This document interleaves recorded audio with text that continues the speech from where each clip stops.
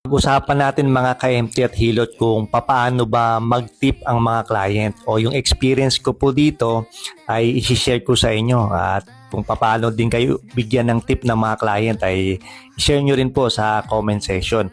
Ang experience ko po dito mga ka-MT at Hilot, may mga client na yung presyo na nila ang sinusunod po nila, hindi na yung presyo ko. Na yung presyo nila ay siyempre mas mataas doon kaysa doon sa presyo ko. Parang yun ang lagi nilang ibinabayad mga ka-MT at Hilot. Mas pwede nating sabihin tip yun o sila na rin talaga ang nagpresyo ng ganun kataas kasi ay alam po nila yung ginawa sa kanila na sinasabi nga nila na kulang pa daw yung ibabayad nila doon sa serbisyong ibinigay. Kaya yung regular client na yon tuwing papasession siya ay yun na yung halagang ibinibigay niya mga ka-MT. Ngayon, may ibang client naman na magsusukli ka muna saka sila magbibigay ng tip mga ka-MT. May mga client naman na pagka inabot na nila yung kanilang payment ay sasabihin na nila na huwag nang suklian. Ayun mga ka-MT. Kaya yun, ano pa yung mga klase kung paano kayo binibigyan ng tip mga ka-MT. May mga client dito na yun na talaga yung presyo nila o parang tip na nga rin yun pero yun na talaga every session nila yun na ang presyo talaga nila.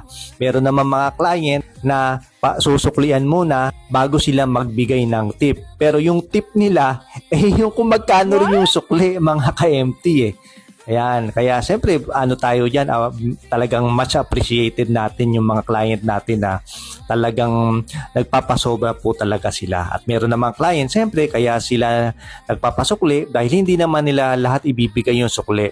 At minsan ay hinahati-hati rin po nila yon. Bibigyan nila ng ako ng tip, bibigyan din nila ng tip yung aking mga therapist. O yun, i-comment nyo kung paano kayo binibigyan ng tip ng inyong mga client, mga ka-MT at Hilot.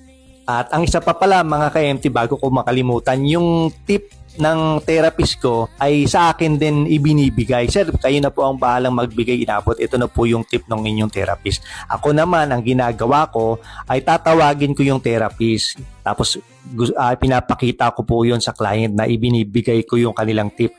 At sinasabi ko sa akin mga therapist ay magpasalamat kayo kay ma'am o kay sir. Ganun ko po ginagawa kahit na tiwala naman sila sa akin na ibibigay ko naman talaga yung kanilang tip mga ka-MT at Hilot. At minsan kung ako lang ang binigyan ng tip ng client ay hindi nabigyan yung aking therapist ay hinahatian ko pa rin po sila doon sa tip na ibinigay ng client mga ka-MT at Hilot. Kaya dito ay makakasigurado ang therapist na yung tip na para sa kanila ay talagang mapupunta sa kanila. Ayun mga ka-MT at Hilot.